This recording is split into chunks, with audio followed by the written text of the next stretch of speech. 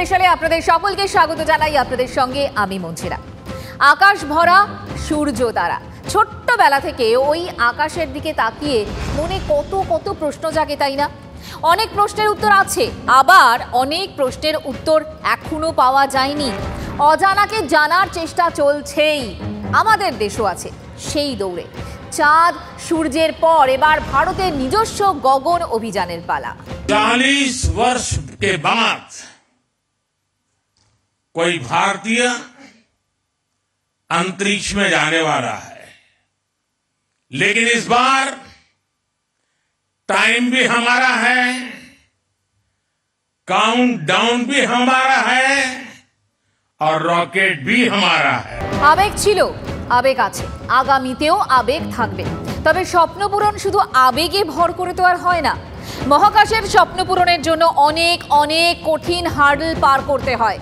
আমাদের দেশ ধাপে ধাপে কঠিন এই হার্ডল পার করে এবার স্বপ্ন পূরণের পথে। भारत वो पहला देश बना जिसने चंद्रमा के साउथ पोल पर तिरंगा फहराया।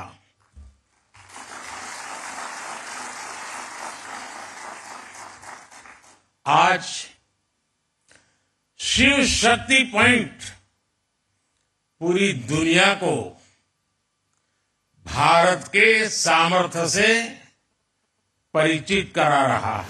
এটা হতে গেলে তো একটা বিশাল স্টেপ, কারণ এর পরবর্তীকালে স্টেপ হলো চাঁদে যাওয়া।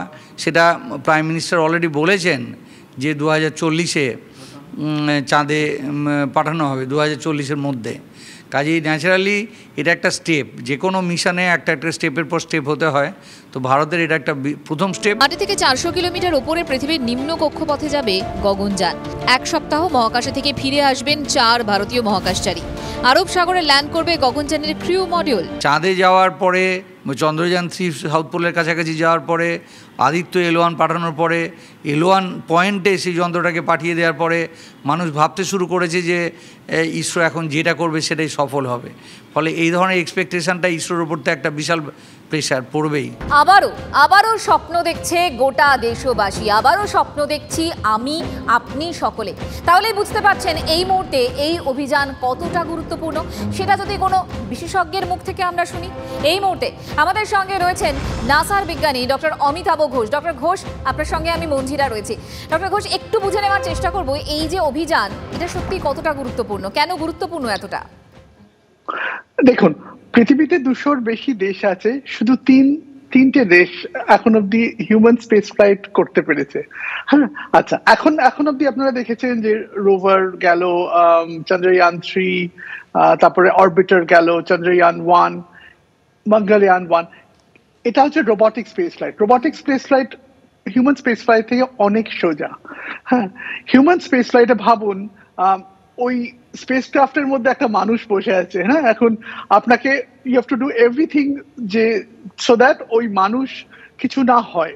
হ্যাঁ, আর মানুষ একটা ফিক্সড টেম্পারেচার রেঞ্জেস, হিউমিডিটি, খাবার চাই, এয়ার কন্ডিশনিং সিস্টেম চাই। So it's very hard.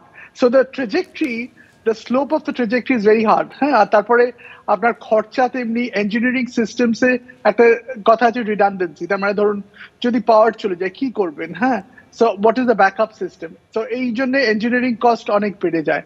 R testing is much more severe. তার মানে প্রথমবার হয়তো অলরেডি গগনয়ান এমটি ভেসেল পাঠিয়েছিল, তাই তো? তো কিছু হলে খালি ভেসেলে হবে। হ্যাঁ, আর ভাবুন আপনি একটা অনেক দূরে কোথাও বেড়াতে যাচ্ছেন, হ্যাঁ, ধরুন 1 মাস ধরে Alaskan highway etcetera. So you have to take, আপনার কি এমার্জেন্সি হতে পারে সবকিছু নিয়ে। আপনার যদি শরীর খারাপ হয় কি ওষুধ নেবেন, কি হোয়াট উইল বি দ্য, গাড়ি খারাপ হলে কি করবেন আপনি। হ্যাঁ, সবকিছুর একটা সলিউশন থাকা দরকার, and this is redundancy. So এখানে দ্য অ্যামাউন্ট অফ বাজেট হচ্ছে প্রবাবলি 10 to 100 টাইমস, আর the risk is also very high.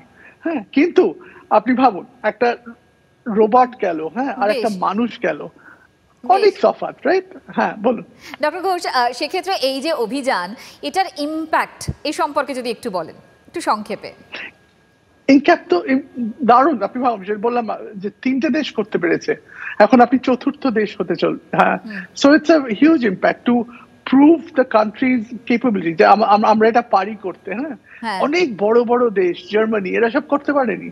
হ্যাঁ, so it's a huge impact যে আমরা এটা একদম।